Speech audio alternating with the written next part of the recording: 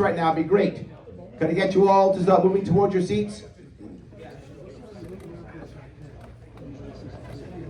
We're about to go live, so every F-bomb you drop will now be on the internet forever. Don't forget that. So yes. Until the next one. Yes, absolutely. Coming soon.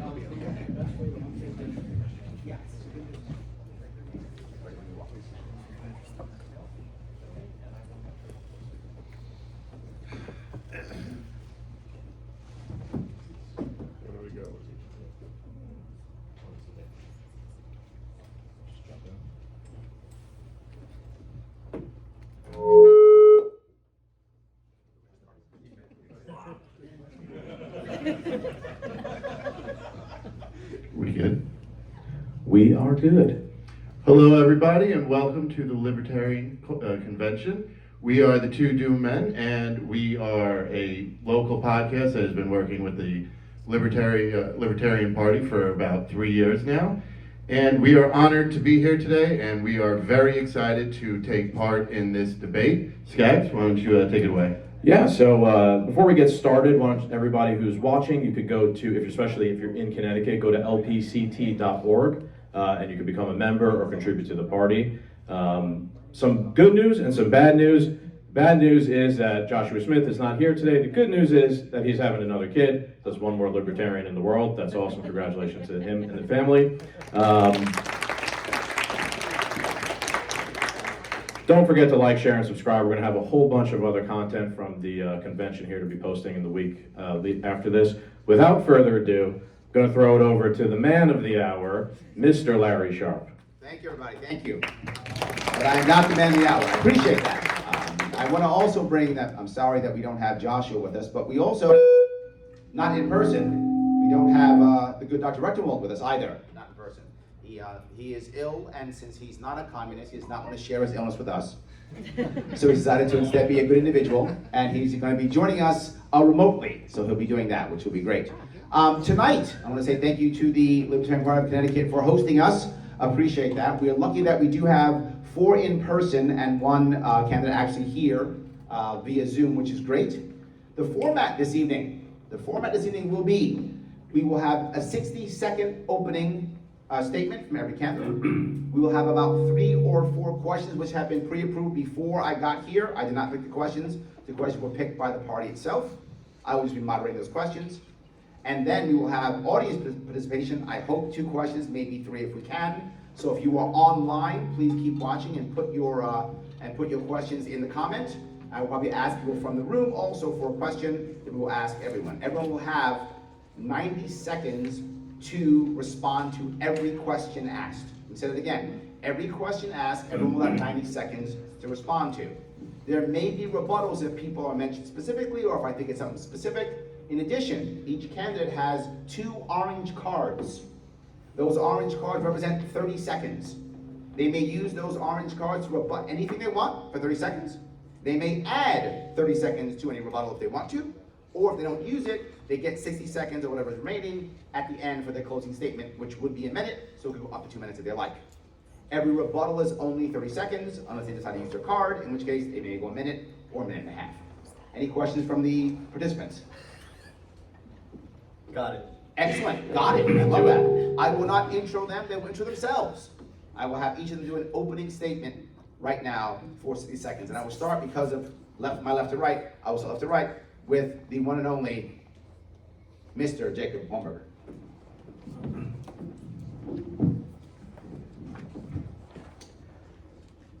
Socialism has proven to be the bane of mankind.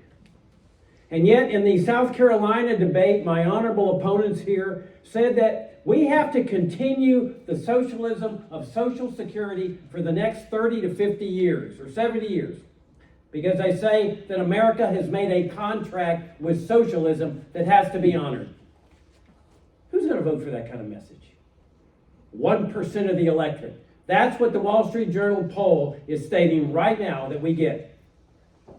If we are going to break into the 10 or 15% category of the national vote, if we're going to lead America to freedom, which is our job in this party, then we need to run a campaign, a presidential campaign that is based 100% on genuine libertarian principles, especially the eradication of socialism from retirement, healthcare, education, and immigration.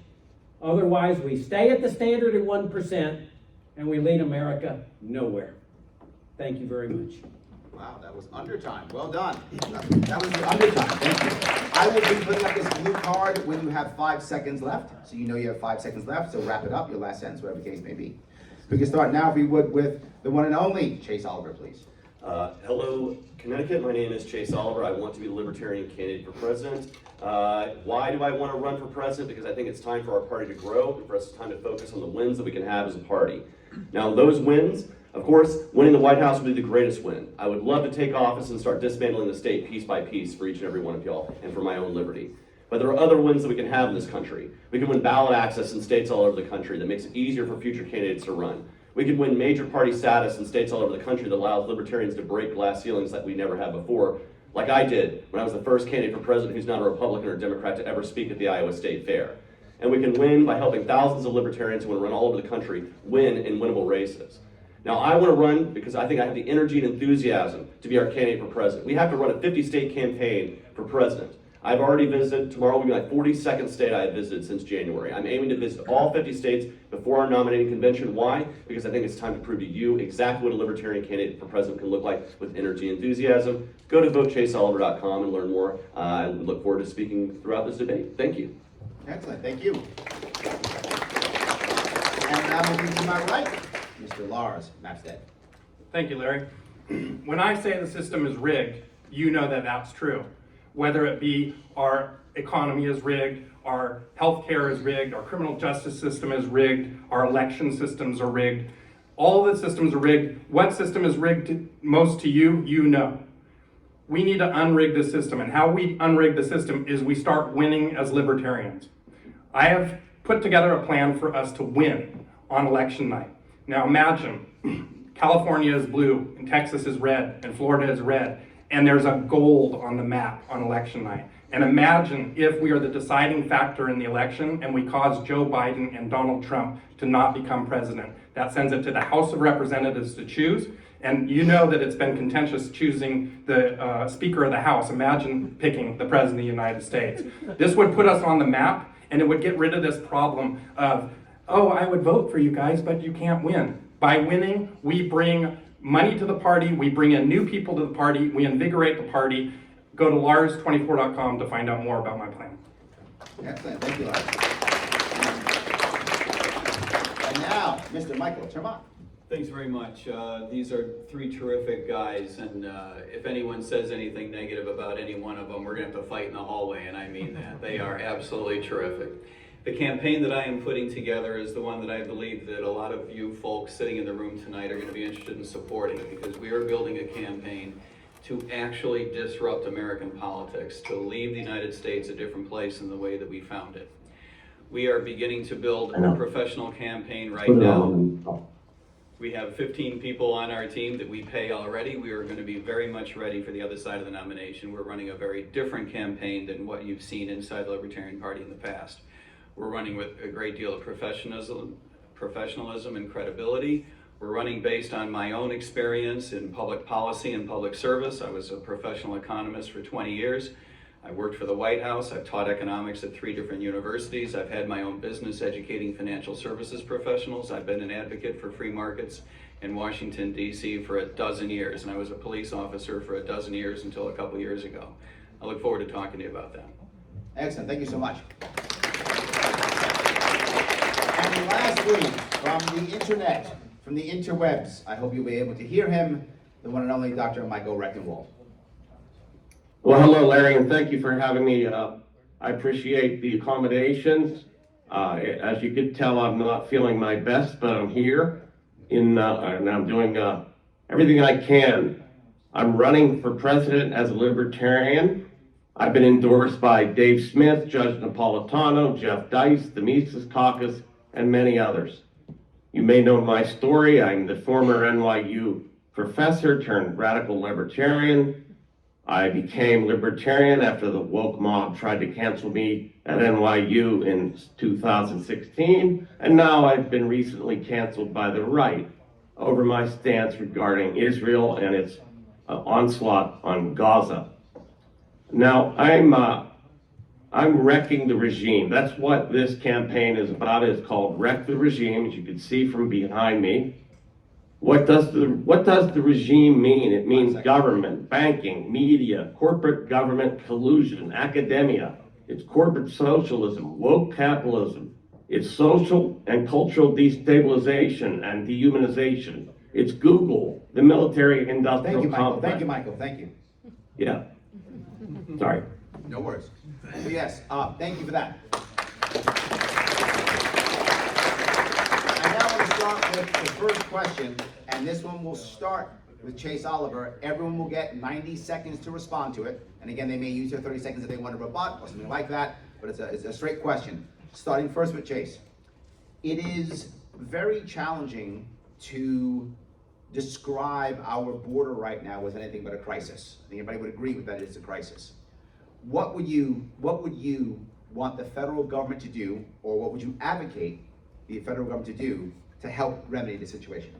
Yeah, I think absolutely it is a crisis at our border. We do have an immigration crisis, but we need to remember that it's not immigrants that are causing this crisis, it's the federal government and their immigration policy that is causing this crisis. We can obviously have people who want to come here and work. 99.9% of the people proverbially want to come here and work and just put down their roots and start their American dream. We should facilitate that by opening up the immigration system, radically simplifying it, to where if you just come through a port of entry, you declare who you are, you should be able to come right in.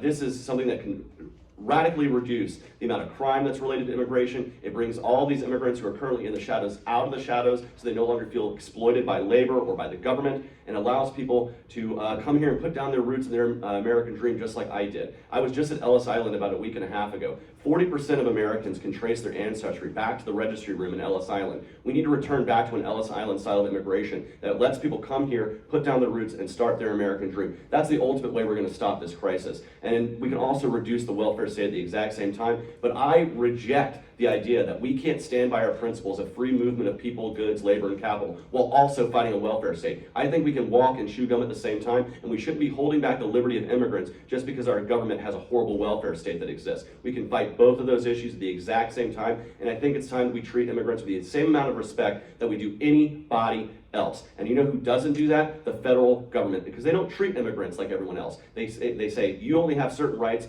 if you're here as an American. You can't come here to work. You can't come here to do business. We need to change that. We need free movement of people. We need to open up the immigration system in this country. Absolutely, and that will stop the crisis. Nothing the government's doing right now. So let me follow if I could.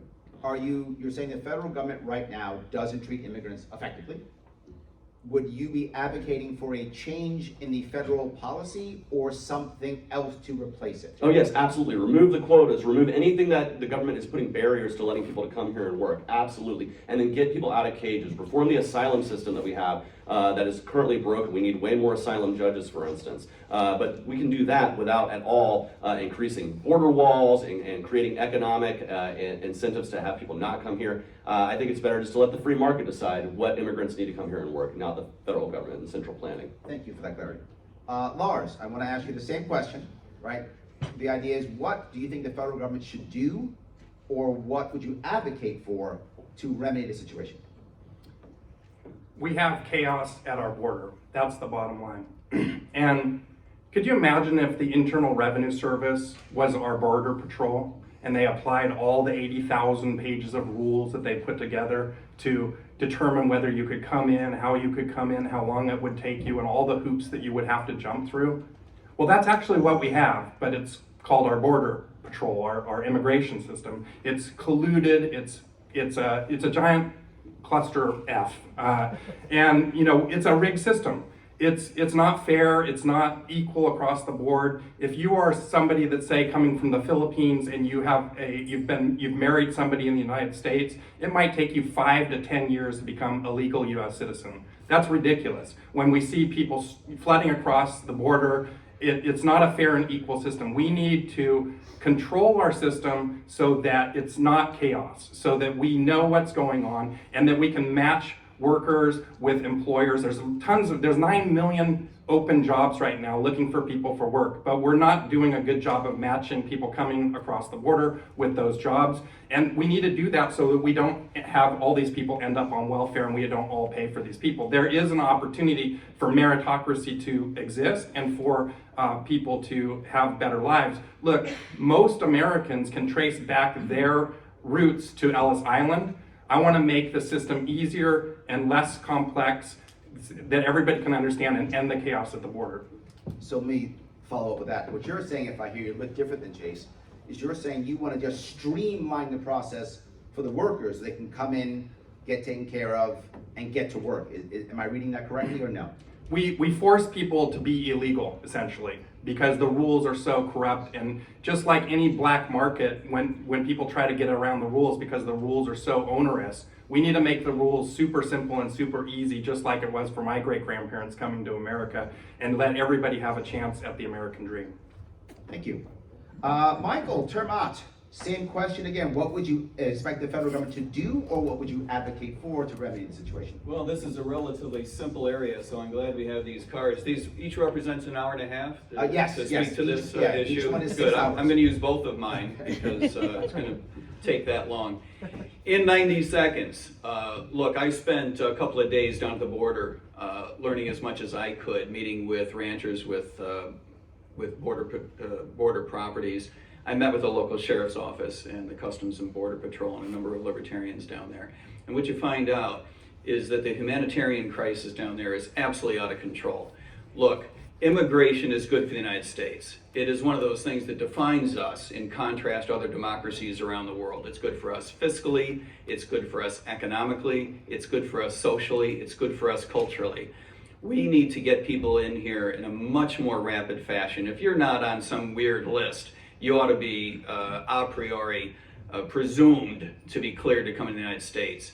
We do need to protect against illegal immigration, not because we don't want people coming in here as rapidly as possible, but because the humanitarian crisis that we have created with black markets is absolutely deadly. It is disgusting. It is not a good reflection of who we are as a people in terms of our ethics or the way that we should be managing humans' lives. We need to shut down this idea of coyotes and other, this is a family show, I won't describe it in great detail, but we have literally millions of people sold into indentured servitude in the United States.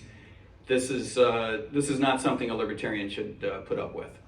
So let me see if I'm clear with you. You're saying more the idea that we should assume that a person coming across the border is not a bad person. And right now we assume the opposite. That's right. Right now we have a system whereby which you need to prove that you're worthy of coming in, and that should be the prior. We should have to have a system that says we can prove why you shouldn't come in, otherwise you're cleared in, and thereby bringing people in so fast that there won't be this incentive to try to come in illegally. Understood, thank you. I want to move, if I could, to, look, I feel clapping, thank you, yes.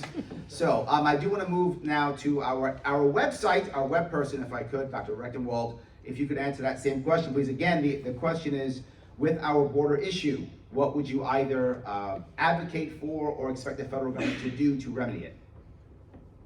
Thank you. I think the proper position for libertarians on the question of immigration is to treat it from a property rights perspective. If we lived in a perfect private property society, the only borders that would exist would be the borders around your property. We don't live in that world. We live in a state. We have a state that claims property for itself illegitimately. That really is the property of citizens. Likewise, I believe that we should have an invitation-only immigration policy that's invitation from property owners, business owners, and what have you, spouses and so forth. With invitations, people can enter. We need more ports of entry to facilitate this. This is actually a liberal policy, but it also protects property rights. And those who invite someone should be held liable for anything, for what they do in terms of economics and other behavior. Thank you for that. I want to, if I could, are you saying then that if someone came to our border and did not have an invite, they should be barred from coming into across our border. Yes. Okay, excellent. Thank you for that. I appreciate that.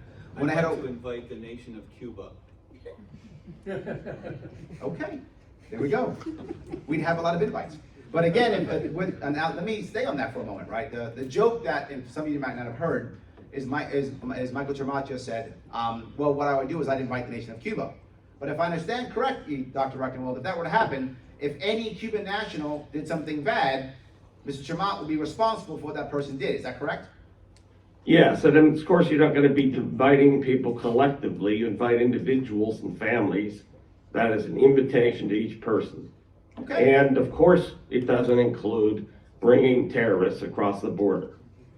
But what if I invited a terrorist?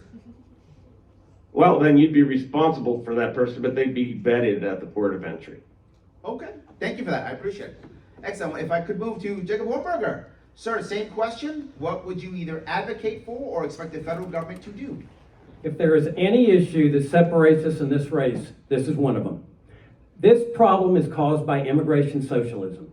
I grew up on the border. I spent half my life on the border. I've seen the death toll from this system. It is central planning from the max. And notice that their message, all of them, presumes that they're going to fix this system. They're going to make it better. That's standard Republican message. Where is the constituency for that message? There is no constituency. That's why this party gets 1%, because every advocate of this socialist system and the police state that comes with it is going to vote for Trump. They're going to vote for DeSantis. Where is the constituency? There is only one solution to immigration socialism, and that is open borders. And that's the policy that this party has stood for 50 years. And when we started to move in the Republican direction of immigration controls and thinking that we're going to fix it, we're going to solve it, we're going to streamline it, we're going to make it easier, that was when this party started going down. That's one of the reasons for this 1%, chronic 1% that we get. The only solution to this is the one that's consistent with moral principles, the principles of life, of liberty, of the pursuit of happiness, and that is open borders, free movements of goods, services, and people across borders, the same way we have here domestically. And that's the only message that can break out and garner a large number of votes. I ran for U.S. Senate in Virginia 20 years ago, where the policy of open borders, abolished Social Security, abolished Medicare and Medicaid, and I got 7% of the statewide vote. Not 0.07, 7%, because freedom is a winning issue.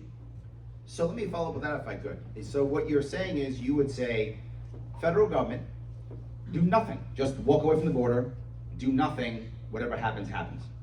More. Dismantle the Border Patrol, Okay. dismantle the Immigration Service, dismantle every single control in the free movements of goods, services, and people across borders. It's the only solution to the problem that we have. There's no other solution. Thank you. I think that was clear. All right, that's our first question. Do we got everybody? Move on to our second question. We're going to start this one with Mr. Lars Mapstead. Inflation. Inflation is obviously affecting every household in America. Some really bad. Some would say that it's crushing poor communities worse. What actions should be taken to help fix this problem, particularly for American families? And the Fed. No, seriously. You know, the longer I've been running for president, the more I've realized that, thank you, Mike, the more I've realized that the Federal Reserve is a toxic organization that is robbing the American people. It has stolen $34 trillion from the American people. It's robbed them of their standard of living. And the Congress has given them the authority to do this, and it's time to end this practice. We have built-in robbery in America. The inflation is built in. We're talking about inflation now because it got out of control. It got above 2 or 3%, but we have 2 or 3% inflation as a mandate from the Federal Reserve. That means every 30 or so years, your dollars fall in half. Your value falls in half. And we've got to stop this theft because this is another form of taxation, and I hate taxation, abolish the IRS. And this is another form of that, and we need to get rid of these corrupt systems. Essentially, the government printed too much money during COVID, handed it out to people and to, in large part, to giant corporations who helicopter dropped that money onto goods that didn't exist because we had supply chain issues. And this drove up the prices. It's basic economics. This isn't really hard, but somehow the inflation was transitory. It wasn't really happening. Oh, it's kind of a problem. Oh, crap. So, the government doesn't know what they're doing. They don't even have control over this. It's time to get rid of the Federal Reserve and end it for good. Thanks. Okay, so let me ask that question. Are you telling me that the old day one that we hear all the time, day one, I just go, you guys are gone, it's over, abolish? Or is there something else clearer when it comes to this? Yeah, if I could wave a magic wand, that'd be great. But clearly, as a libertarian candidate, we're going to be the president of no mostly. And so we're going to be vetoing a lot of stuff that tries to get pushed through. So I don't think that there's an easy way to end the Fed on day one. But what I can do is I can nominate Ron Paul as the last chair of the Federal Reserve and finish the job that he started. Well, let me touch one more piece if I could. Yes, happy for that. Is that going to directly affect American families? If we can get the Federal Reserve to stop this mandate of 2% inflation that they're always trying to target, and we let the market do its job, then we will end this inflation, we'll end the theft of the regular American people. Look, inflation hurts the average worker more than it hurts the bankers and the corporations. Thank you. Excellent. Let me talk to Mr. Tremont. Same question. What action should be taken to help specifically the American family? That was such a good answer. I don't know whether to cry or just start where Lars left off. He is exactly right. And let me not even try to contradict any of that, but just build on top of what he said. We have had an inflation problem in the United States for generations. Indeed, the Federal Reserve System has proven over the past 100 years, notwithstanding good intentions and lots of smart people, hardworking people, notwithstanding all that, it has proven over the last 100 years that it's simply unable to fulfill the mandate that it was given. And that mandate is to control inflation, give us a sound hard money, and to lean against the boom-bust cycle, and it has proven completely incapable of doing so. What we need to do is replace the Federal Reserve governors one at a time with individuals, including Ron Paul, that's a good idea, who believe in a rules-based system. And that doesn't necessarily mean you have to go all the way back to the gold standard, not that there's anything wrong with that. But it does mean that you have to replace the system we have now, which is locking a dozen people into a room every 6 weeks and asking what kind of mood swing they're having. That's no way to run monetary policy. I think that we all have a general sense of that. And I think the American people are ready for a message of institutional level, fundamental change in the United States as far as how we run our government. Whether it's been a Republican in power or a Democrat in power for generations, it hasn't really seemed to matter to the Fed, has it? I've spent a lot of time working with the Federal Reserve System. I have every respect for their efforts. But the truth of the matter is they cannot get the job done. We need to end the Federal Reserve System, and that's why I have a plan to do it. So let me ask you about that plan. You said you're going to replace the governors one at a time. Yeah. Is this, one a day for 5 days? Is this, the next 12 months? How long does that process work? It takes a couple of years because you have to wait for their terms. You're not allowed to send them nasty mail suggesting, I can't predict the future, but your health might be better if you stepped aside. Trust me, we've talked about it. That's plan B. But plan A is you have to wait for each of their terms to expire and then replace them with libertarian-minded people. It's the same idea behind getting rid of other agencies in the government. You have to replace their leadership, winnow down their ability to spend their money, and once their political power is reduced, then you can move legislation against them. So again, I'm going to say the same pushback I gave Lars, which is, if that's going to take a year or years, how does it affect the American family coming up now? The signal that you would send right away is that that's the goal that you have. By the White House signaling immediately that we are going to be moving toward a rules-based system and away from a discretionary monetary policy, you're going to tell the markets that inflation is about to diminish significantly. And once you send that signal, you will see that the bond market will rally and the stock market as well. Investors will be able to start making better decisions. Okay, thank you. Thank you. I want to now go to our internet participant, if I could. Mr. Rechtenwald, sir, same question. Well, of course, inflation is caused by the Federal Reserve, but they do more than cause inflation. They also, their pumping of money into the economy depends upon where they put it. The people that get it first benefit, while those who get it later or not at all are harmed. So this is called the Cantillon effect, and this has been a major function of the Fed. I don't have any respect for the Fed. I think they're criminals. I think they're counterfeiters, and I think they should be abolished. But in the meanwhile, since it will take a congressional act to get rid of the Fed, we need to practice the free market in our lives with currencies, with competitive currencies, alternative parallel currencies right now. This erodes the Fed's power because it dilutes its power as a monopoly over money. Excellent. So let me ask you then: Are you saying then that you would somehow say the federal government would then accept different currencies, or the federal government would not punish people for using currencies? Please help me to understand how this multiple currency piece would work. Well, of course, we'd like to abolish the legal tender laws altogether. But in the meanwhile, we need to operate in a parallel economic system. And that means using Bitcoin, gold, silver, etc. I'm not going to adjudicate the various alternative currencies. But I will say this, that we need to have a free market in currencies. Of course, we would like the government to actually condone this, but we can't wait for them because they'll kill us in the meanwhile. We need to have these parallel currencies in operation now. So then the last piece is, how does parallel currencies help the American family soon, in the next couple of months? Well, since their dollar is becoming more and more worthless by the day, now it is down to the 1913 worth of 1 penny. This is a way to stave off the effects of inflation, obviously, because these currencies are not treated the way that the Fed treats the dollar, by pumping more of it into the economy, giving it to the right people at the beginning, and then making everybody else's lives utterly miserable given the inflation rate and the high time preference that it produces in the culture, which is also a disaster. Thank you. I appreciate that. Let me head over to Mr. Jacob Hornberger. Same question. What would you, what action should be taken to help specifically the American family? Our job as libertarians is to lead America to freedom. And we're not going to do that with advocating reform in any of these welfare state central planning agencies. Now, this "in the Fed" has become a trite old phrase that Ron Paul did 10 years ago. It's not sufficient. This is a debate. I'm going to take Mike Tremont to task on his position here.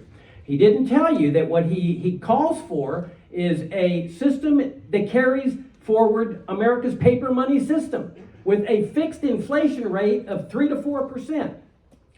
Where's the constituency for that kind of message? That is not consistent with the Constitution, which Mike supports. Constitution calls for gold and silver coins, not paper money. It was Franklin Roosevelt that nationalized gold and made paper money the official money standard as part of his famous New Deal campaign, which Mike has named his policy after, the Gold New Deal.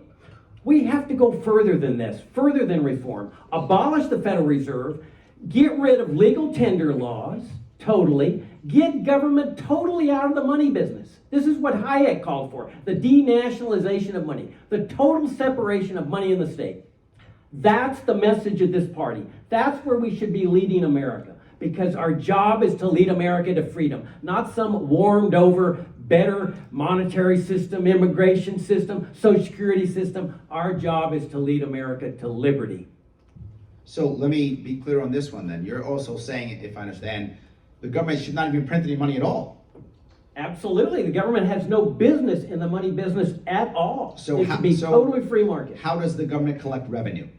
It denominates, if we're going to have taxation, which Well, it may not be taxation. It could be anything else. But when the government collects revenue, how will it collect revenue, and how will it pay any employees or laborers that it uses? It labels what it needs in terms of currency that it's going to collect. So if it says you have to pay, let's say, your taxes, which I oppose, in American Express banknotes, then that's the money that they're collecting in. If they say gold coins, then it's gold coins. But in the meantime, everybody's transacting in a free market monetary system. The government's simply labeling the particular Bitcoin or gold coin or whatever it is using for that purpose. Okay, and let me ask the same question. How does that system help the American family? Meaning soon, how does the American family get better with that system? Because you have sound money. Sound money is one of the principal foundations of a prospering, growing economy. We had sound money in this country with gold coins and silver coins for over 100 years. It's one of the principal causes for the tremendous increase in the standard of living of the American people, especially from around 1890 to the time the Federal Reserve was established in 1913.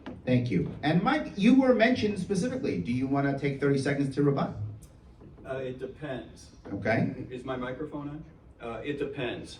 What was said about my plan was 100% dishonest. Does that mean that I need to spend one of my cards? No. Okay. In that case, sure. Obviously, the Gold New Deal is our plan to reimagine a relationship between us and the federal government because we believe that the New Deal of Franklin and Roosevelt completely screwed it up. And so we are calling for revamping that deal completely. You can read about it at goldnewdeal.org. The other thing that was said that is not just dishonest, but to be honest, really dopey dishonest. I am calling for a zero inflation rate by completely changing monetary policy in the United States. I have a plan to eliminate the Federal Reserve System and replace it with a rules-based system that would lead to zero inflation with a very low rate of annual increase in the money base to match the rate at which our economy expands. Zero inflation. Thank you. Do you want to say anything to that, Mr. Hornberger? Yeah, I did. Please, go ahead, 30 seconds. Yeah. His plan specifically said that he's going to have an inflation rate equal to the growth rate. You can go look on it on his website. Therefore, if the growth rate is 3 to 4%, you're going to have an inflation rate of 3 to 4%. Thank you. 15 seconds if you want to reply to that, Michael. Not only does the website not say that, it would be a stupid thing to say. Jacob, just because you're bad at math doesn't mean you get to mischaracterize someone else's plan. The idea is to allow the money base to increase by 1 or 2% a year to match the growth rate of the real underlying economy, resulting in an inflation Thank you, rate Mike. of zero. Okay, I want to move on, if I could now, to Chase. Chase, it's been a lot. There's a lot of stuff's happened before now. Should I repeat the question? I mean, it's a tough one, but yes, if you would. Inflation, big deal all over America, especially American households. Some people would say it's the poorest families the worst. What action should be taken to help that situation, remedy this, and of course, focus on helping American families? So yes, we want to end the Fed, we want to change monetary policy, but what can we do today? What can we ask the Congress give to the President today that's going to help American families? A balanced budget is the first thing we can do because that prevents us from printing trillions of dollars out of thin air. If we can balance the budget, you will slow inflation. And by the way, the last time we had a balanced budget in this country, we had the largest growth of the middle class in our country's history. I don't think those two things are unrelated. And you're correct that this hits poor people more. Why does our monetary policy affect poor people more? Because when they generate dollars out of thin air, who do they give that money to? They give that money to banks, and then banks loan it to you with interest. They don't get any, they're not paying any interest on that. You're paying the interest on that money. So it affects the average individual far more in individual families. You are correct there. And having a balanced budget can start reducing the amount of money that we're printing out of thin air. But yes, we absolutely want to change our monetary policy. We absolutely want to fight for alternative currencies like Bitcoin and others. We absolutely want to support auditing the Fed. At the very least, can we get ourselves where our Congress can audit the Fed? That was the first thing that Ron Paul wanted to fight for before he even could end it, right? But at the very end, we absolutely must end the Fed. And we cannot wait, like Argentina did, to elect a president who's going to wait till we have 140% inflation to get it done. We need to do it right here, right now, and we need to be exactly like Malay says, afuera. Get rid of it, out of there. And that's what we need to be fighting for, absolutely. So let me then say the same thing. You decided to do the balanced budget. I love it. How does the balanced budget affect an American family, in the near future?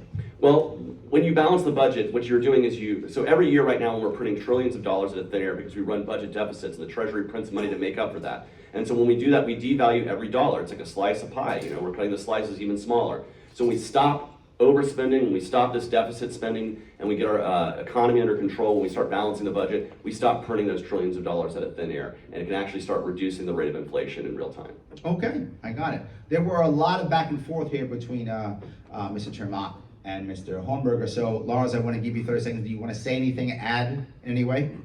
Yeah. Look, the American people are suffering, and they're suffering because the government is not doing its job, and it's getting in the way. People are having a hard time putting food on the table, putting gas in their car. paying for their medical care, paying for their kids' education, their clothes. We've got to end this because it's the regular people that are suffering, and every time we have a new bank bailout or a new giant printing of money, it just goes to the banks and then the corporations, and it never trickles down to the regular people, and that's what I'm here for. Excellent, thank you. I also want to go to our internet celebrity we have here. If we could also, there was a lot of back and forth between two candidates. Mr. Rectenwald, do you want to take 30 seconds and say something, add something? Yes, I want to say that, of course, we need a free market in currencies and not a state currency. So that's why I argue that we need parallel economic currencies right now, and that we can stave off the effects of the Fed and its inflationary and discretionary and utterly biased approach, and we can do that now. Thank you. And just to wrap things up, you want to give 30 seconds? I just wanted to say one thing real quick. We need a reminder, and 2008 was a great reminder of this, the fact that we live supposedly in a capitalist system, but when big banks fail, it's socialism. They bail the banks out. The government's happy to help out the large financial firms, and it's the average individual who ends up picking up the losses. And so we need to get back to a more free market system. When a bank is too big and it fails, it needs to fail, it needs to fall by the wayside, its inventory needs to be liquidated and other people to buy, and that's how the free market system is supposed to work. And because we don't have that, we have this continued boom and bust cycle that is continuing to affect American families far more than it's affecting the giant corporate interests who have bought and paid for our Congress. Excellent. There we go. Nice to wrap up that question. That was 2 questions down. We have the third one I'm going to start, and this one's going to start with Mr. Michael Tremont. Again, 90 seconds. The current Israel-Palestine conflict. Yes. As Commander-in-Chief, or even as a candidate, what actions would you either take and or advocate for regarding this conflict? If we have learned anything over the past couple of months, it is that we do not have influence over the actors in the Middle East. And I realize that that comes as a great deal of disappointment to many of us in the room. This particular conflict is personal. It feels more personal. It feels more difficult than the other conflicts we have around the world. We have made it our policy in the United States to give billions of dollars a year to the government of Israel, to give billions of dollars a year collectively to the other actors in the area, the governments of Egypt and Jordan. We no longer give money to the Lebanese government, but we didn't until recently. The PLA, Hamas, Hezbollah, and we have proven that we have absolutely no influence over these actors whatsoever. We need to end our policy of providing foreign aid because it is what attaches us to the foreign military decisions of the actors. We become liable for them, we become responsible, we need to answer for them. This is not a position that the United States government should be in. No matter what direction that we go, we end up ultimately making choices that do not reflect, therefore, the values of the American people. And we need to get out of trying to manipulate people in the Middle East and around the world. I also believe that we need to get out of trying to call the shots in the South China Sea. We need to get out of the idea of calling the shots in Europe. We need to exit NATO. We need to exit providing resources to Ukraine. This is the style of policy we need to pursue. So if I understand right, Michael, what you'd be advocating in this specific case is stop sending them anything and just walk away? Would that be, am I paraphrasing you correctly or no? Stop sending them money, absolutely. And that doesn't mean that the markets can't function correctly. I wouldn't use the phrase walk away in the sense that the United States government can still be there to play a role in brokering peace negotiations, treaties. We still want to play a major role around the world in terms of economic development, in terms of fostering free trade. There's a lot of good that we can provide both in the private sector and through the government. Excellent, thank you. I want to head over to the internet and head over to Dr. Rectenwald. Same question in this current Israel-Palestine conflict. As either candidate or commander-in-chief, what actions would you take or advocate for? I've been very explicit about this conflict. We're not only sending Israel $3.8 billion per year in military aid, we are also now sending them arms on a daily basis, and we have made the cachet that exists in Israel. We've given them unfettered access to it with no qualifications whatsoever. We are actually aiding and abetting Israel to utterly destroy a whole people.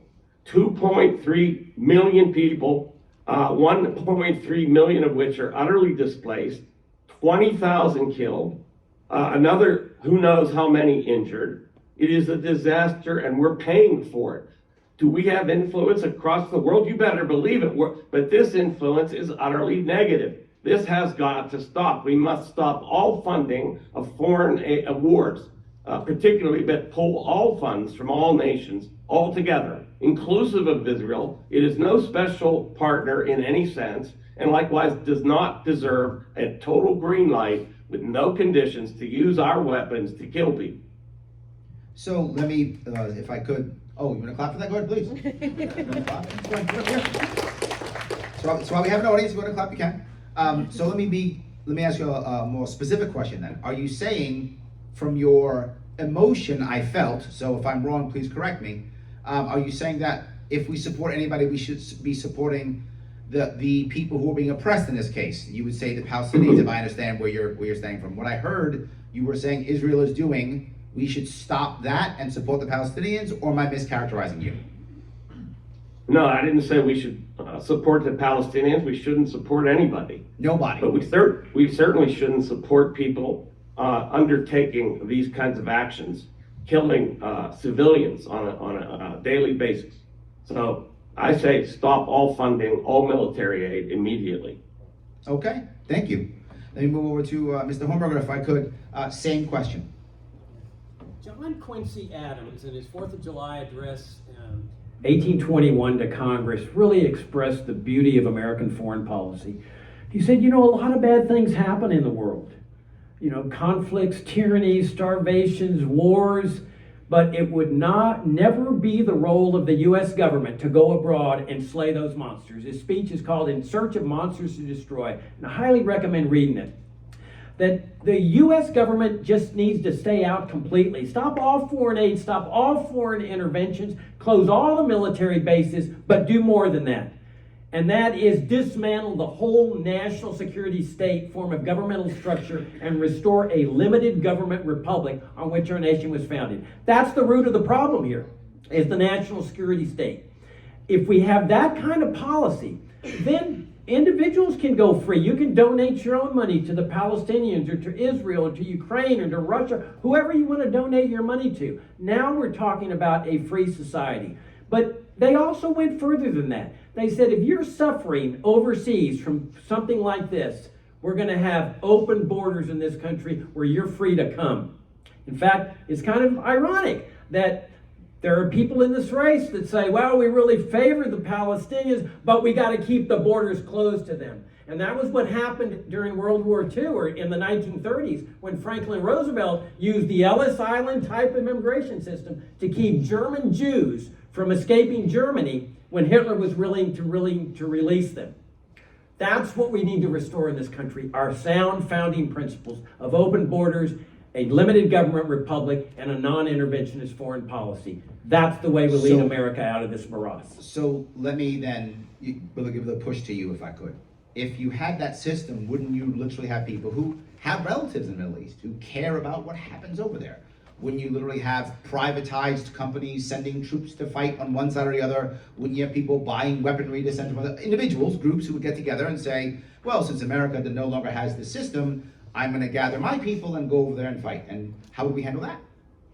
It'd be fantastic. Good. That's what freedom and individual responsibility is all about. It happened in the Spanish Civil War, where Americans went over there. It happened in this war with Ukraine and Russia, where Americans go over there, take responsibility, and fight on the side of Ukraine. That's what freedom and responsibility are all about. So then would the American government at that point have any responsibility for POWs or anything like that? No, of course not. Okay. You go over there, you take your chances. You take responsibility for your actions. Understood? Thank you. Chase, same question. Yeah, so first I'm going to echo Jacob and actually agree with that point. You know, you can fight all you want over in Ukraine or in Israel, anywhere you want, just don't ask that my money, my tax money be taken in my pocket to do it. It's your right to go fight over there if you want to. But in regards to Israel, you know, post 9/11, I wish someone had come to us as an ally and said, you know what, this policy of war in the Middle East over the next 20 years is not going to make the world more stable. It's not going to make the country more safe. It's actually going to destabilize things and ruin the United States, the reflection of what the United States looks like around the world. I wish one of our allies had done that. We need to be doing the same thing to Israel. We need to be telling them that these airstrikes that they're doing, killing thousands and thousands of innocent people, is not the way to root out Hamas. It's not the way to end terrorism in Israel, and it's not going to make Israel more safe. And if we want to say that we're an ally to Israel, that's what we need to be doing, not giving them more weapons to fight the wars. And so I, again, would join with the other libertarians here on this stage to say that in the foreign aid, in the military aid, and let countries handle themselves as they want to, right? We don't have to be the world's policeman. It's not our job. Our job is to protect the sovereignty of the United States. That's what our military should be doing. So we should be removing the military footprint from every continent that isn't North America. This is just the premise of what we're supposed to be doing with the military, is defending ourselves, not attacking other people around the world. And I think we need to be able to be friendly enough to Israel to say to them, this policy that you're doing with Gaza is not correct. It will create further instability, more hatred of Israel, more terrorism, more violence. And if we want to be an ally to them, we have to say, you cannot do this. And also, we cannot hold the precondition for what meetings happen between the two. That has to happen between Israel and Palestine. And lastly, I would say this. Let me push back if I could. Sure. If we do this, you are saying, though, that you still want to be allies and have allies. So if we have allies, won't we still be somehow brought into some form of war if we're going to have allies in this?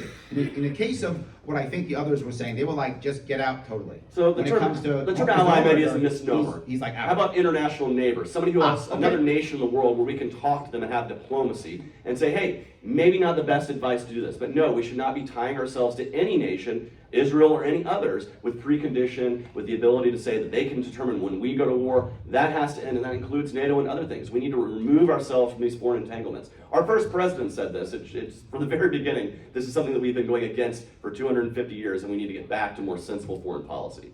Excellent, thank you. Please, go ahead, so I have an audience. Of course. Last but not least, Mr. Lars Matstead, same question. Thank you.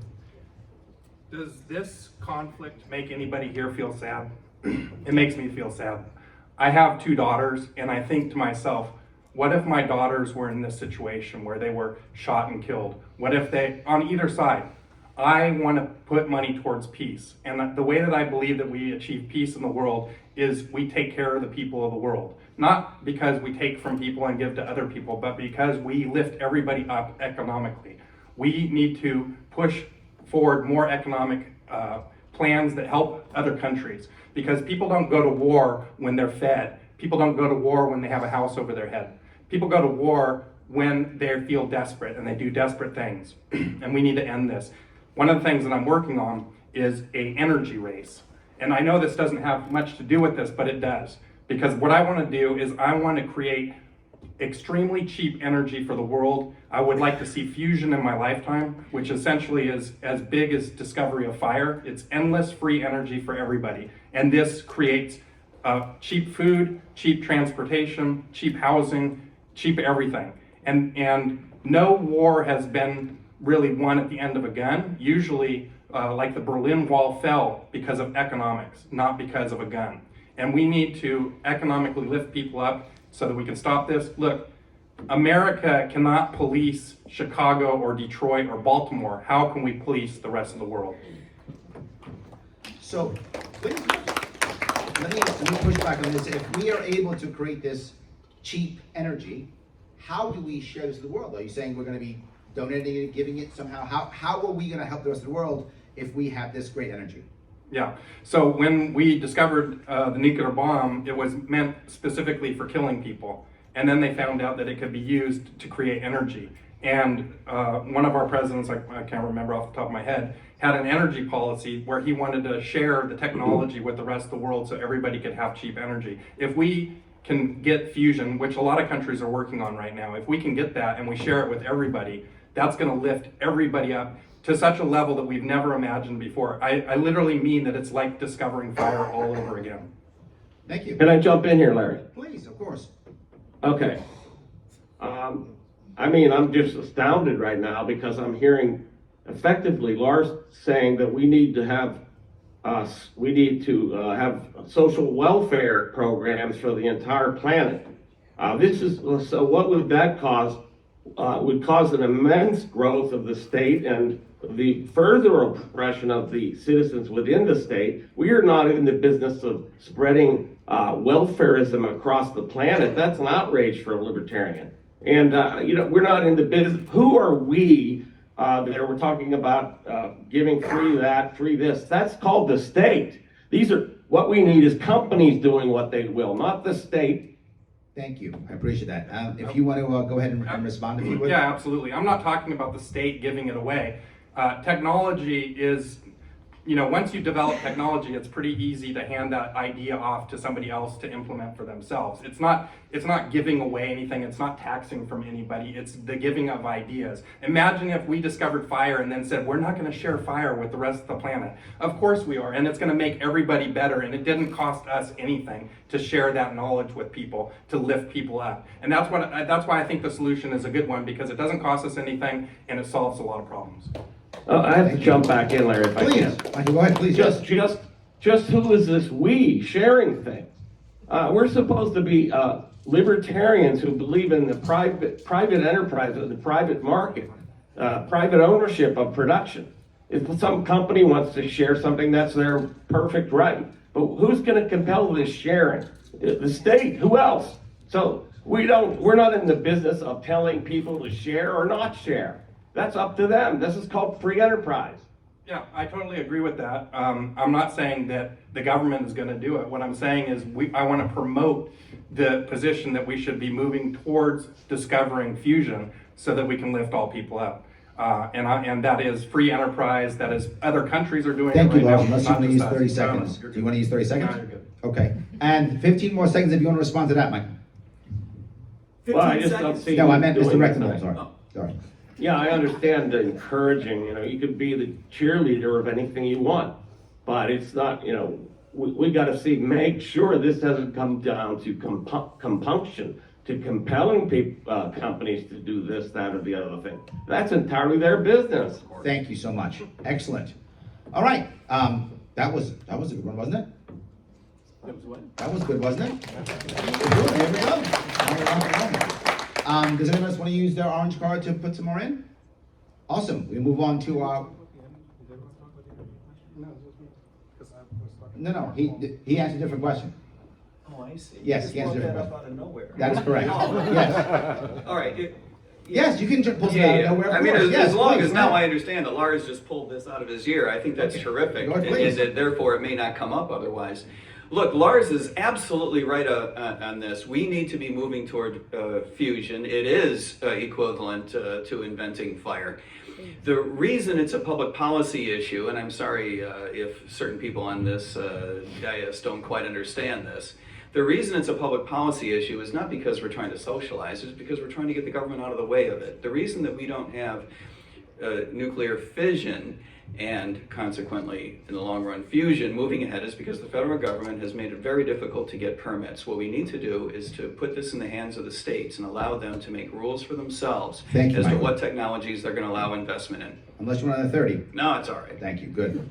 Excellent. All right, good. So I appreciate that. We are now going to move on to question number 4, and that will begin with Mr. Rectenwald. As president or as a candidate, it will be very difficult to get libertarian changes. What would you advocate for, or how would you try to get either bipartisan, nonpartisan, tripartisan support to enact anything that you want to enact, either as a president or as a candidate? Well, first of all, I'm not running as a white knight who will roll into DC and top down change the system. This is an utterly delusional idea that should be banished from our thoughts. Well, just to be clear, Mr. Rectenwald, I did say or as a candidate. Either one. Okay, so that's what I'm saying, is Yep. that what we need to encourage is taking control of our offices at the local level, running for city council, school board, sheriff, mayor, chief of police, whatever. The point is, we're not going to beat this system from the top down. We have to dismantle it from the ground up. I think I'm the only grassroots candidate here that's talking about putting people into human action themselves, not sitting around waiting for some presidential candidate like RFK Jr. going into DC and I'm gonna wave a magic wand and fix everything. I'm sorry to tell you, we have to have people do this themselves. Excellent, thank you. Please. So if I understand what you're saying, Mr. Director, what you're saying, the biggest aspect that you would do is you would be supporting people at the local level and having them have a bottom-up response. Did I say that correctly? That's correct. I'm advocating a decentralized revolution where we take power from the federal government, wrest it away from them, invest it in the people at the local level, using the power of nullification, the 10th Amendment, and getting rid of the state, in order to operate, must drive its agenda into the social fabric at the local level. That's where we can resist it. That's where we can stop it. And we can do this with parallel currencies, parallel economic structure, parallel political structures. We need to get more libertarian-minded people into office.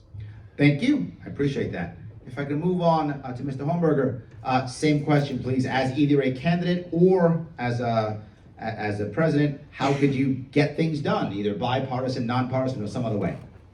What I keep emphasizing in this race, and I'm going to emphasize all the way to May, is that it is imperative that the presidential candidate of this party emphasize the pure, genuine principles on which this party was founded. Mike Rechtenwald says he wants to get people elected to school boards. He's already made that a campaign issue. He and his campaign manager, Michael High, said, we're going to take over the school boards of America. Why? To show America that libertarians can run socialism better than Democrats and Republicans. Because public schooling is your classic socialist program at the state level. Every one of my opponents here favors school vouchers, which are nothing but a socialist reform measure that takes money from one group of people through taxation and gives it to another group of people. Is it popular? Absolutely, in the Republican Party, but it has been a disaster for this party. When Mike Tremont took this message to the voters in the 20th Congressional District, he got less than 1% of the vote. When Chase Oliver took this message to the voters of Georgia, he got 2% of the vote. When Joe Jorgensen took the message 3 years ago, 1% of the vote. We need to restore the principles on which this party was founded, which do not violate the libertarian non-aggression principle, which school vouchers do, and trying to take control over public schooling. And we got to raise people's vision to what liberty is, and that's the separation of school and state, the end of all government involvement in education, and that's the only message that a Libertarian Party presidential candidate should be making with respect to whether there should be reform or liberty. Let me give you a little bit of pushback about it. Thank you, please, go ahead. You're going to have to get Americans to agree with that somehow. That this question is based upon how do you make that thing happen, right? So if we want to get Americans to do what you're saying, either we've got to have something that's nonpartisan or bipartisan, or we've got to do grassroots or something. How do we get people to enact that? How do we get people to abandon the school system, as you say? You see, the strategy has always been for the last 20 years not to target Democrats, because Democrats are never going to vote for a voucher proponent, but to target Republicans. You're never going to convince Republicans to come with our genuine principles. Our job is to not to worry about Republicans or Democrats, to find our disgruntled voters, to find the people that support, that love our principles. When I ran for Senate, as I told you, I didn't worry about Republicans, I didn't worry about Democrats, but there were 7% of the electorate that said, we like that message. And that's what we got to do. We got to find the people that love our principles, and they're out there, but they're not going to vote for reform, and that's why we get the 1%. Thank you. All right. Chase, same question, right? How do we move this forward? What do we have to do to make this happen? Yeah, so this is really the most important question that a libertarian candidate for president is going to face. How are you going to run, and how are you going to get more support? How are you going to grow our message or our movement? I want to do this by trying to speak. I want to be clear. I didn't ask for the movement. I meant to make changes. You're right. So to make changes. Yes. Regardless, what we're going to need to do is we're going to need to be speaking our principles in a way that is attractive and attracts those voters who are disgruntled with the two-party system. 68% of voters say they're dissatisfied with the two parties and they want a third party out there. So what can we provide them? We have to have a candidate that can speak their language, speak to them where they're at, while also maintaining our North Star of our principles and ideals. We need to be able to do both of those things at the same time. I would also say that we need to start acting actively investing our party in the younger generations so that we can grow our movement for the next generation, because Gen Z is going to be the highest voter bloc in 15 years. If we don't start investing in them now, they're going to start voting within the two-party system, and it's way harder to pull them out of the two-party system if they've already voted within it. So we need to be speaking our principles in a way that is attractive to the voters, and in a way that makes sense to them, reach to them where they are. That's something that I've tried to do when I've run for office in the past. By the way, I did get 2% in my Senate race. In doing so, I made national news and attention for the Libertarian Party, and I brought the idea of ranked choice voting up from 5% support in the state to almost 40% support in the state. So you can have real impact if you run a real principled race, even in the most expensive Senate race in United States history. Trust me, I know this for a fact. And I want to run all over the country to give voters something to feel good about. Because right now, they have a false impression, if they have any impression of libertarians. They think we're selfish, that we only care about ourselves, and we need to be able to communicate that the value of libertarianism is an empathic value. It says that each and every person can make their own destiny, their own life, if we just promise that we try not to have force, fraud, and coercion with one another. If we live in peace, we live free. And that needs to be the message we push forward. Let me push back a little bit on this. When you talked about the youth, right, and what everyone always says, maybe I'm wrong here, I have to be open, I'm open to being wrong here, but everyone will say it's not worth from the youth. The youth, they don't vote, right? The people who vote are people over 60. These youngsters, they don't vote. Is this going to be the right answer if the people we may be getting our message to don't actually vote? So 2 data points that would fight back against that. First and foremost, it's harder to pull people who are over 60 out of the two-party system. They're already set in their ways. They've been voting the same way for decades. It's much harder to pull them out than a young person. Secondly, Gen Z is voting in higher numbers in this at the same time that millennials were in a much higher rate. So millennials, like myself, weren't voting as much as Gen Zers are. They want to vote for something. We want to give them something to vote for. I'm going to use 30 seconds here. Last thing that we need to do is we need to be able to put our message in a way that resonates with people. Raise your hand in here if you've read Mises Liberalism. 3 people. Raise your hand, 4 or 5. Raise your hand if you've watched Star Wars. That is about a group of ragtag freedom fighters fighting back against the status apparatus. We need to be able to communicate our message in a way that resonates with people. And there's lots of ways to do that. But one way is not doing it is by boring them to death. We have to be energetic, we have to be enthusiastic, and we have to be willing to get out there where the voters are and reach them where they are, which is what I've been doing all over the country. Thank you. Lars Mabstead, same question. Thank you. The system is rigged. Currently, there is no way for an independent or third party to win the presidency of the United States, because there is no path to 270 electoral votes due to winner-take-all states and the fact that our vote doesn't actually count in most of the states that we vote in. There is only one way that a libertarian could take the presidency, and that is to deny both Trump and Biden the 270 needed and send it to the House of Representatives, where the House of Representatives could pick the first president, libertarian president of our lifetime. Look, we can't affect change at the top if we don't win. And I agree that we need to be affecting change at the local and state levels, absolutely. But we need everybody to step up to the plate and run, which I'm not seeing as I travel from state to state at these conventions. If I magically am elected president of the United States, the first thing that I want to do, which we all share in this room, is to reduce the state.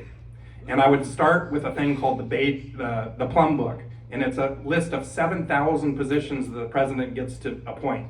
I would not appoint any of those positions. I would let the Congress decide if they like those positions, and they could reappoint those positions if they like, but I would not be appointing them. That's how I would start reducing the state. I would be the president of no. I would veto everything that I didn't approve of. And they would have to work with me in order to get by those things, including balancing the budget and that sort of thing. If the Congress can't do their job, then we'll make them do it. Thanks. So if I understood you, you got 2 things. One as a candidate and one as president. As president, you simply said, you didn't do anything. That's just and people are gonna figure it out as you just tell people, no, we're not bringing people aboard, we're not appointing people, and that's gonna be in the government, and then things are gonna change. Did I paraphrase that correctly? Yes. And then as a candidate, the goal is to basically shake things up so that nobody wins. Almost kind of what Chase was saying, the idea that him stopping either from winning he was able to then make more change. You're saying this at a national level. There's nothing that wakes up America better than complete chaos and screwing the system over. If we screw the system over, people are going to be like, what the hell did the libertarians do? They broke it. Hell yeah, we broke it. That's what we're here to do. We need to shake the system up. We're all asleep in America. We need to wake people up, and we do that by winning. There we go. Okay, thank you. Mr. Tremont, same question. Would you like me to repeat it, or are you okay? No, I got it. I got it, Larry. I've heard it enough times. Look, Lars has got it exactly right. Our job is to disrupt the way American politics works, and we are building a campaign to do exactly that. We are running with a style of campaign and the style of messaging. Here's the object of the game. The object of the game is to create in the minds of American voters, donors, and media that there is a completely new choice available to you. Our job is not to find common ground with Republican and Democratic politicians, but to cleave a very hard edge against them. We will come right out of the box in June, not October, with big time advertising dedicated to the preposition that we are a new choice, cleaving a very hard edge, leaving no mistake. Our campaign is not going to be based on, let me see if I can get this right from 2016, we're socially liberal like Democrats and fiscally conservative like Republicans. If you hear me say something that dumb, you'll know aliens have sucked my brain out. The object of the game is to share our principles and do so in a way that reflects the fact that our values align with most Americans much better than the values of the Republican or Democratic Party establishment. That's the truth. We have to give Americans an opportunity to find us and to recognize in themselves the libertarian streak that is there. Remember, most Americans have a libertarian streak, but they can't spell libertarianism. So, please go ahead. Let me give you a little pushback on that. I've heard that many times. Many Americans are libertarian, they didn't know, blah, blah, blah.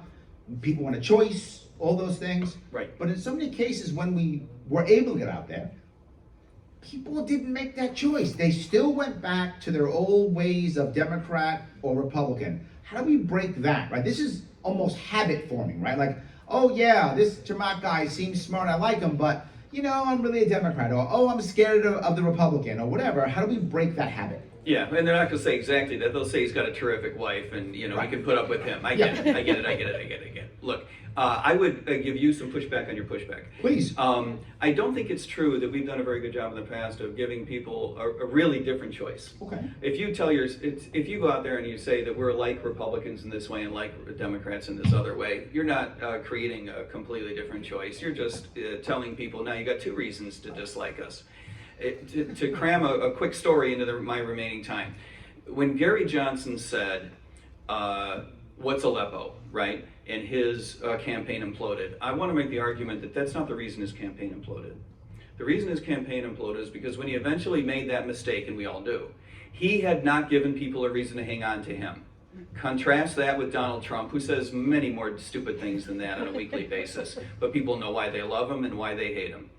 Thank you. I appreciate that. Great. Guys, thank you for that. Thank you. Those are all the prepared questions. I'm now going to see if I can grab some from the internet. Oh, yeah, please, please go ahead, Chair. Of course, please. 30 seconds, please.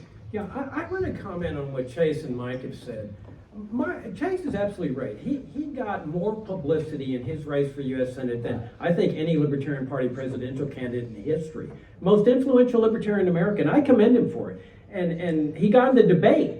And Mike Tremont got in the debate. And these are two of the nicest guys you'd ever meet, in case you haven't noticed that. 98% rejection rate at the end of that process. 99% rejection rate. Why? If everybody's a libertarian, how come they have this huge rejection rate? It's not because it's personal, because they're likable guys. It's because of this Republican light reform message that has become standard in our races.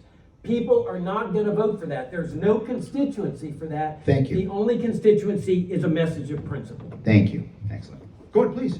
I would just argue that the reason why there was that disparity in votes is the fact that I was outfunded by 1,000 to 1 by my opponents. The fact that they spent $20 to $25 per vote, I spent 14 cents per vote, does show the funding disparity between us. But certainly they had much more chance to get out in front of the public than the Libertarian did with my one debate. So I would argue that there's definitely a financial reason why maybe I didn't get more than 2%. Do you want to use 30 seconds or? No, I'm okay, good good. for that. Michael, do you want to bring up 15 seconds just to respond to that? No, I want to support Chase here. He did get outspent. I got outspent in my race. And remember that when you spend all of your time explaining what libertarianism is, it's hard to get a message out there. I'm not going to apologize for all the hours, days, weeks, months I spent in the Walmart parking lot trying to educate people. That is doing good work, right? But we need a presidential candidate to do the hard work Thank you. at the top level so that down ballot candidates have a chance. Go ahead, Lars, please, 30 seconds. So the system is rigged. The reason we're getting 1 to 2% is because the system is rigged against us. We can't even get on the damn ballot. How are you going to win if you can't get on the ballot? How are you going to raise money if people don't expect that you can win? We have to show people that we can win, and then we start getting their money. If they don't believe we can win, why would they give us their money? The media doesn't want to pay any attention to us because we can't get any money because they've rigged the system against us. In order to unrig the system, we have to start chopping away at the unfair election process that we have, and that's what my Voters' Bill of Rights does, is it delivers transparency and fairness and equality for all Americans to run for any campaign. Thank you. Excellent. Thank you. Excellent. Thank you, guys. I appreciate that. I now want to open it up to the floor. Is there anyone on the floor who has a question? Please, Dan, go ahead. Yeah, actually, if I could stand up, I myself ran for Congress many I will times. repeat it. I empathize with your plight, but I have a unique thought for all of you and a question I just thought of in the last 10 seconds. Please, go ahead. Say you get to go to Washington, D.C., say you get to meet those guys on K Street that fund the special interest. How would you sell them that your campaign would add more economic stability such that they should throw money at you? Oh, I'm going to use that question, but modify it a little bit. For those of you who are online and haven't heard that, Dan's question was, if you actually get down to DC, if you deal with all those K Street consultants and all those people, how are you going to convince them that the money should go to you and should not go to other people against you?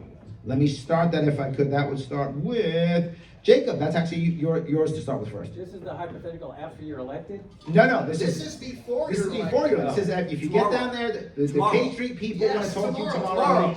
You head down there and talk to them. How do you get them to write those gazillions of dollars checks to supporting us, libertarians, and yourself, versus the system that's been there for them forever? You don't seek money from those kind of people. This is where we have a fundamental disagreement that you can tell. They say it's a problem of money, not enough money.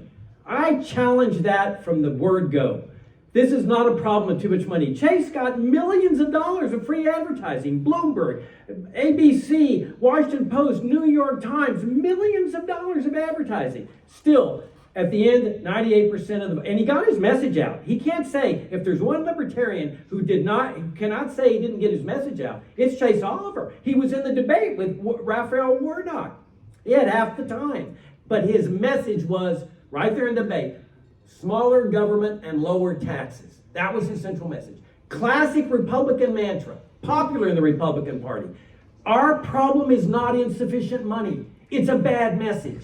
We get the message right, we pull the votes in. And what's that message? Our founding principles. The biggest mistake we made was not Gary Johnson in Aleppo. Our biggest mistake in this party was taking Republican principles, relabeling them as libertarian, and abandoning our core principles of liberty. But if we restore those principles and run a campaign based on those principles, we would have the most exciting campaign in LP history, and the LP would finally be a force to be reckoned with. I have no doubts that the 7% that voted for this message, not for me, because I'm nothing special, but when they voted 7% for open borders and get rid of public schooling and so forth, that can be doubled today with the right message.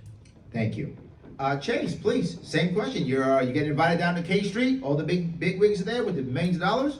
What do you tell them? Yeah, I'm going to deny that invitation because here's the truth. These people are paying money to invest into our Congress, to buy and pay for our Congress. Why? Because they can control them. And I hate to say this, but you're not going to be able to control a libertarian president. We're going to fight for the principles of freedom, liberty, free markets, these ideas that K Street they oppose because they want to support central planning, they want to support giving themselves tax breaks and subsidies and all these things for their industries.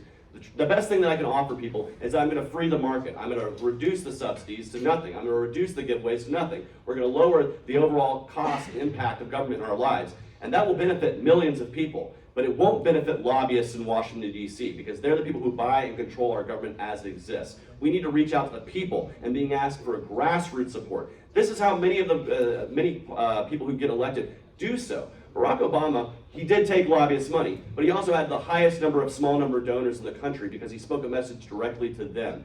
Why did the lobbyists pay for that? Because they saw who the winning horse already was.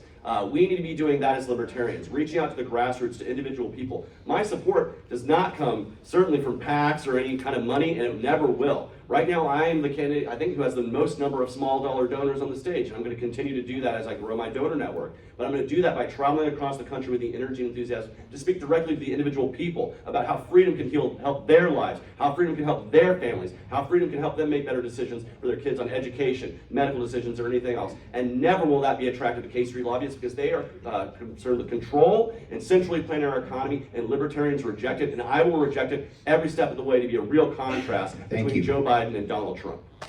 Thank you. And please, Laura, same question. You get to meet the K Street guys. What are you going to do?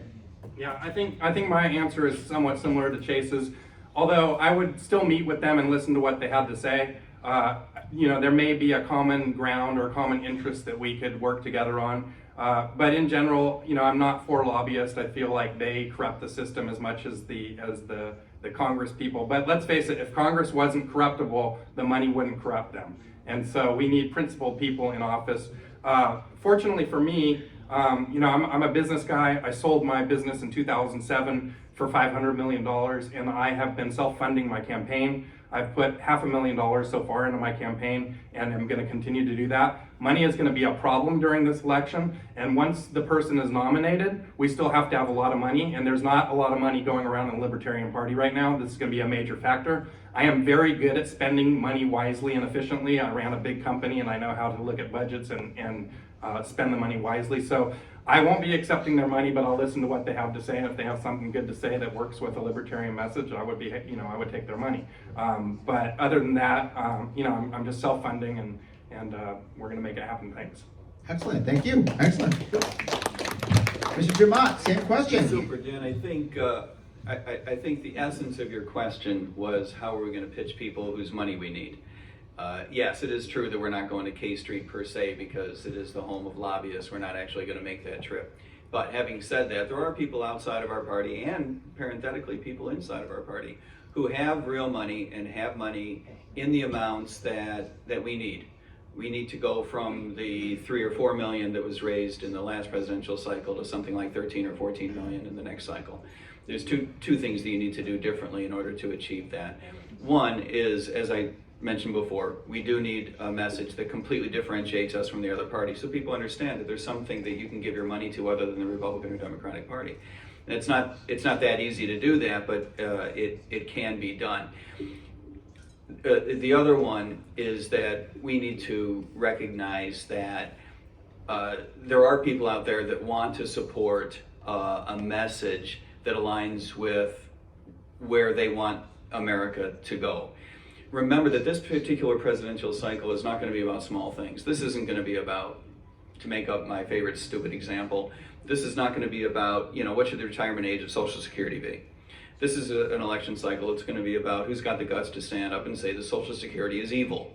That is not something you're going to hear from a Democrat. It's not something you're going to hear from a Republican, but it is something that we're going to have to say.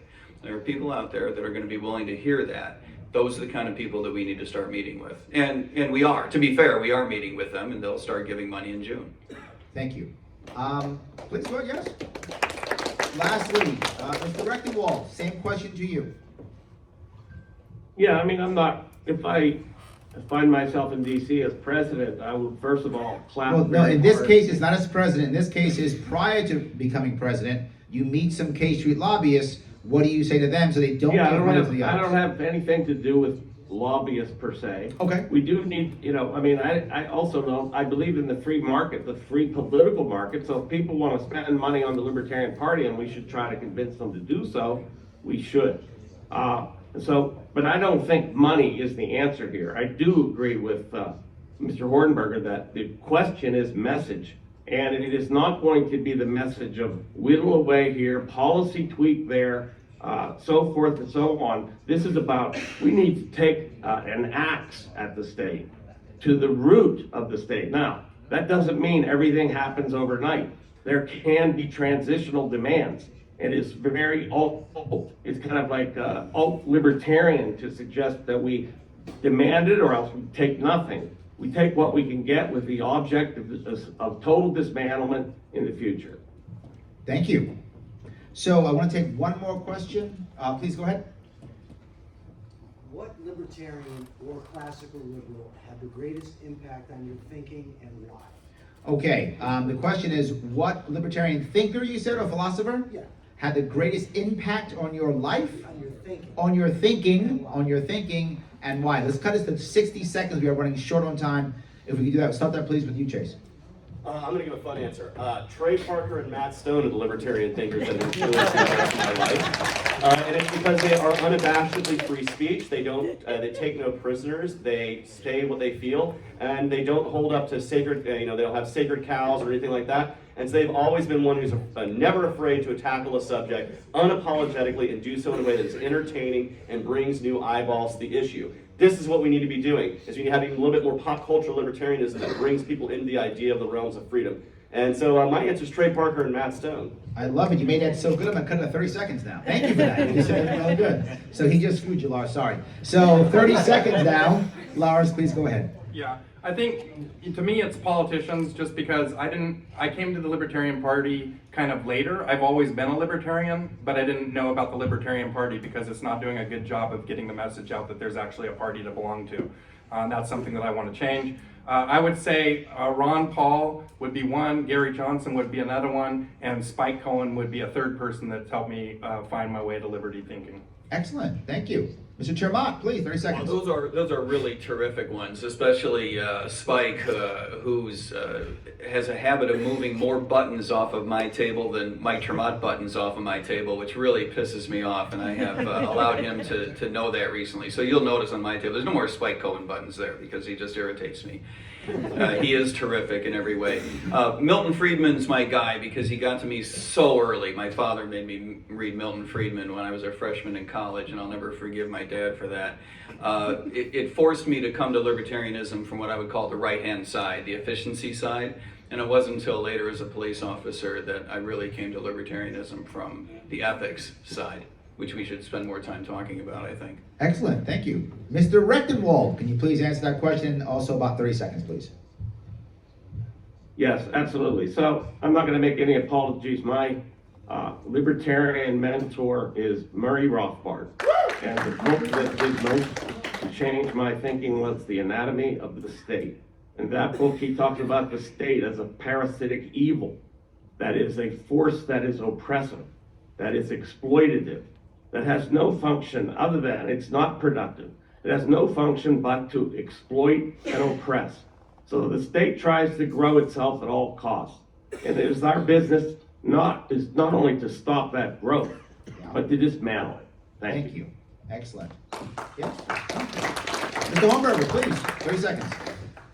Well, undoubtedly, the founder of the Foundation for Economic Education, who was a man named Leonard Read, with a close second of Ludwig von Mises and Ayn Rand. And the big impact that these individuals had on me was the importance of principle. The principles are everything. That once you abandon your principles, you're lost, you're rudderless. And that it was through their principles, their uncompromising presentation of libertarianism, that I discovered that I was a libertarian. That was able to break through this inches thick indoctrination that I'd gotten in public schools. And that's why I say that's what this party needs. This party needs to lead America with its strict adherence to the party's principles. Thank you. Thank you. Go ahead, 30 seconds. I just want to use 30 seconds, by the way, to shout out a guy named John Mons. He's the man who brought me into the Libertarian Party. He was the first Libertarian to ever earn 1 million votes. He did so in the state of Georgia. And he brought me into the party because he knew, he spoke to me in a convention, and he said, "What's your one issue?" And I said, "I'm anti-war." And he said, "Welcome home to the Libertarian Party." He didn't litmus test me on anything else. He said, "Come down, sit down, talk with the other libertarians. You'll get more radical as you go." And I came in as an effective ex-Democrat. I'm now here as a radical minarchist. Trust me, we can do this, but we have to be willing to let people into the party who are not 100% libertarian today and let them grow into liberty. And that's what I want to do in our party.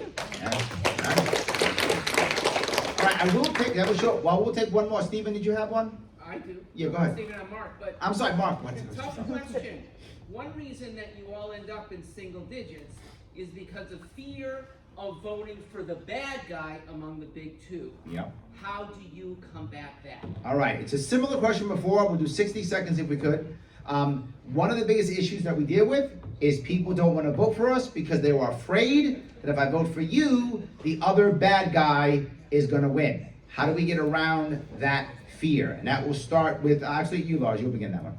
So I'm a big proponent of star voting or ranked choice voting because it allows us to have more options. And all my life I've felt like we've been forced to choose between the lesser of two evils, that we have the illusion of choice in America. So I believe that ranked choice voting and star voting would help this tremendously to allow us to have better choices and get rid of this lesser of two evils crap. Excellent, thank you. Oh, you guys are great, thank you. Good questions. All right, so yes, Mr. Tremont, please go ahead. That is the long-term answer. The short-term answer, and I'm not sure if Mark meant it in the short run or the long run, but in the short run, we are going to be able to make the point that it is our values that align with what you are thinking as an American voter, and you need to start voting for your values. If you are not voting for your principles, for how you feel the world actually should work, for the style of government that you believe you should have, you're wasting your vote. Stop wasting your vote. This message will resonate with more Americans than ever before in this particular presidential cycle because we're going to have so many parties involved, number one. I should say candidates, not so many parties. Number two, because we have a much bigger opportunity than ever before, that likely nominee in the Republican Party is a crappy candidate. The likely nominee in the Democratic Party is a crappy candidate. And it's not just, those of us in the room who feel this way. People in their own parties feel this way. This is going to create a huge opportunity. If we're out there leading with our principles and our values, we are going to get a look like never before. We need to tell people to stop wasting their vote. Thank you. Excellent. Mr. Rechtenwald, 1 minute, please. Yes, I think that we gain trust for the party by building it from the ground up. We can't be so deluded as to think that we can, from the top down, inspire this kind of confidence in the Libertarian Party. We have yet to do the work to build trust and proof of concept at the local level. And that's what we need to do. If you know your neighbor is actually a Libertarian and is running something, and you see how well they're operating as according to principle, then you have more trust in the Libertarian Party per se, and then you can build this up the ladder, not down the ladder, up the ladder. That's how it works. Excellent, thank you. Mr. Holmberger. We already know the results of the 2024 election. We already know that. With respect to the Libertarian Party presidential candidate, that's the Wall Street Journal poll. They just came out with a poll. The LP presidential candidate gets 1% right now. Same thing we got 3 years ago. Nothing's changed. We already know the results. People are going to vote Republican. People are going to vote Democrat. You're not going to change that. This fantasy of the Ron Paul voters coming and voting for us in droves is a fantasy. It's not going to happen. The only way to break out is to abandon this message that we've been running for 20 years of reform and Republican light, immigration reform, monetary reform, educational reform, school vouchers, health savings accounts, Social Security privatization. Those Republicans who would like that message are not going to cross party lines and come and vote for us. We need to find our own block of voters, and the only way to find them is with our principles, the original principles on which this party was founded. Without those principles, that block of voters is going to stay at home. Thank you. And last but not least, Chase Oliver, please. So how do we remove the fear of the voters? Pretty simply, there's two things I would want to say. First off, if you continue to vote for the lesser of two evils, you're continuing to vote for evil, and the quality of candidates, as we have seen throughout my lifetime, is getting worse and worse and worse among the two-party system. The only way to stop this is to reject voting within the two parties. The only way to reject voting for the lesser of two evils is to reject all evil and to vote for something completely different and have a candidate with the energy and enthusiasm to get out among as many voters as possible to put this message forward. This is what I'm trying to do in this campaign. Everyone on this dais wants to get more libertarian voters. I have the energy and enthusiasm to travel around and meet voters where they are. Part of this is not being inflexible and being able to talk to voters and understand their concerns and where they come from and be able to demonstrate how liberty fixes those issues. That's what we have to be willing to do. And then lastly, we have to recognize that so many people who are within the Republican or Democratic Party are ready to reject those parties. Trust me, I know this from the Stop Cop City movement in Atlanta. The city government in Atlanta is all Democrats, and they're abusing all the Democratic voters out there. With Democrats like that, who needs Republicans? It's time for something different, and libertarians have to be able to offer that difference in a way that's real, stark, and with real energy. I want to do that. All right, thank you guys. Yes, thank you. That is the end of our question and answers. We're now going to move to 60-second, I'm sorry, for most of you, 90-second closing statements. Chase, you will have 60. The rest of you will have 90-second closing statements. And I'll begin with, now it's your turn to start. You'll begin with our 90-second closing statements. Excellent. Finally, I get to go first. Yep. Look, this is a big opportunity. We all know that. This is our time. This is our moment. And I'd like to argue that it's not just our moment in terms of being an opportunity. This is our obligation. We are libertarians. We are the philosophical descendants of the people that put this government together, that did so for only one legitimate reason, that wrote the Declaration of Independence, that wrote the Constitution, and did so to protect our individual liberty. Nobody else comes across the North Atlantic in the 18th century for any less reason than this. If you believe that a Republican or a Democrat politician is going to stand up and lead the charge back toward the Constitution, you're waiting for something that's not going to happen. Our government has literally gone off the rails in too many instances, and figuratively continues to, day by week, by month, by year. It is up to us to lead this charge. We have to get right what we have not been able to get right in the past. We have to run a credible campaign, full of professionalism, yes, but at the same time, we need to brand ourselves correctly for a change. We need to run a principles-forward campaign. This is why I'm running on the Gold New Deal.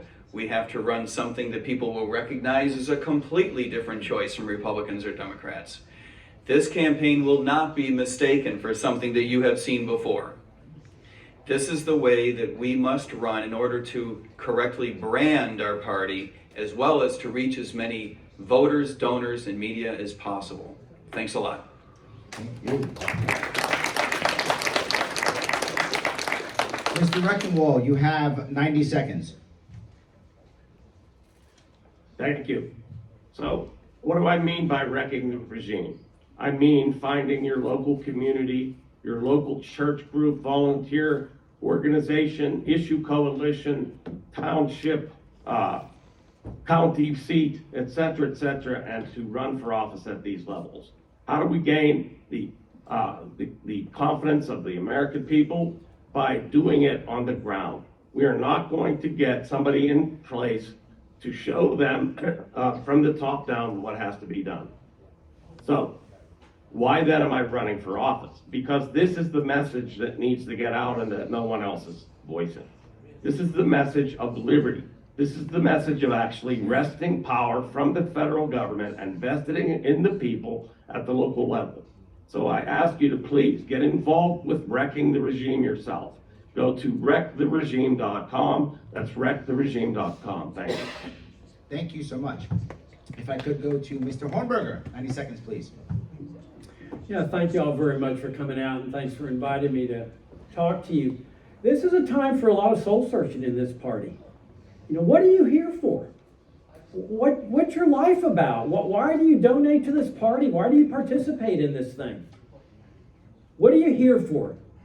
And I bet that most of you are here because you want to live in a free society. That's why I'm running. I want to live in a free society before I pass from this life. And I'm not going to be living in a free society if I've got Social Security that's being expounded on and continued for 50 to 70 years, or Medicare and Medicaid, or this immigration socialist system, or this educational socialist system, or the biggest killer in the world, the national security state. None of that. That's where the soul searching comes in. They all say, oh, the reason we're getting this 1% is we don't have enough money or enough publicity. Nonsense. It's because we're carrying a bad message, and we've been carrying a bad message. And I got a confession to make to you, every one of you. I'm with the 99%. I vote Libertarian to get our numbers up, but I reject this message as much as the 99 or the 98% reject it. It's a bad message, and it deserves to be rejected.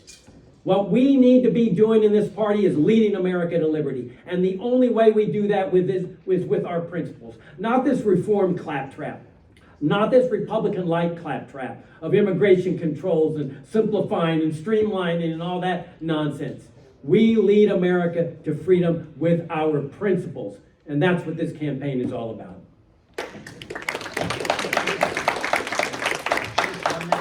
Okay, 60 seconds, I'll do it fast. So first and foremost, I want to say thank you for having this debate. I want to be our presidential candidate because it's time for a real change in this country. We have had 20th century politicians controlling the government throughout the entire 21st century, and it has to stop right here and now. My generation is the generation that got sent to fight the war on terror after 9/11 and had to suffer the consequences. My generation is the generation that right as we were getting started in the economy, we saw banks get bailed out and everyone else get screwed in the 2008 fallout. And it's my generation that's right now trying to raise families all over the country with record runaway inflation caused by Joe Biden. It's time for us to provide a real alternative to this two-party system. And I want to be out there on all 50 states supporting real libertarian wins. That means ballot access wins. That means party status wins. That means supporting local libertarian candidates that can win and start dismantling the state at their local level all over the country. I want to do this. I want to fight for this party because this is my political home. I'm not going anywhere. I'm going to sit here and fight for freedom every single day, unapologetically. And if you want to join this message, go to votechaseoliver.com right now, and let's keep fighting across all 50 states to put a passionate libertarian message forward that the two-party system can no longer ignore, and that's what we're going to bring in 2024. Thank you very much. Mr. Mapstead, 90 seconds, please. Thank you. I talked about the rigged system. The system is completely rigged against you by your government. We need to unrig the system, the education system, the election system, our healthcare system, our criminal justice system. All these systems are rigged against you. I can win an electoral vote on election night. I firmly believe that I can do this. I do not think there is anything that anybody else has presented that can put libertarians on the map better than that. We need to get our message out. We need to have media paying attention to us nonstop. And this plan that I have put forth is to do exactly that. In Riverside County, Jeff Hewitt won his supervisor role with 2.3 million people and $500,000. The districts that I'm looking for to win electoral votes only have 600,000 people in them, and not many of those people vote. This is a very achievable goal to put us on the map and have people across America talking about what is a libertarian and how do I find out what they are. I want everyone in America to Google what is a libertarian. That's how I found out I was a libertarian, and I believe a lot more people would join our cause simply because we would show that we are actually capable of winning. We have not shown that to the American people, and it's time to show that we can win by winning an electoral vote on election night. Thank you. I died. Go to lars24.com, or you can find me all over social media at Libertarian Lars, or on Facebook, Lars for President. Thank you very much. There we go. Thank you guys. I want to let you all know that there is still going to be an event at 6:30 this evening, and we are still selling tickets to such an event at the door if you want to go check it out. We have many cool speakers. We have Mr. Joe's the Redhead Libertarian, Maj Touré, and Clint Russell all going to be speaking. So if you can make any of those, we will be selling tickets at the door. For those of you who are now here and who joined us, thank you all for coming. Thank you all for giving us your time and energy. Have a great night, everybody. Thank you. Thanks, Larry Sharp.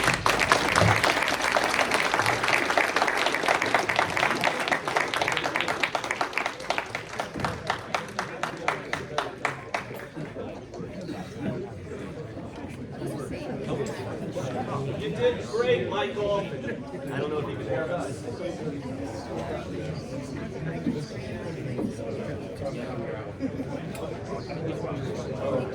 Yeah.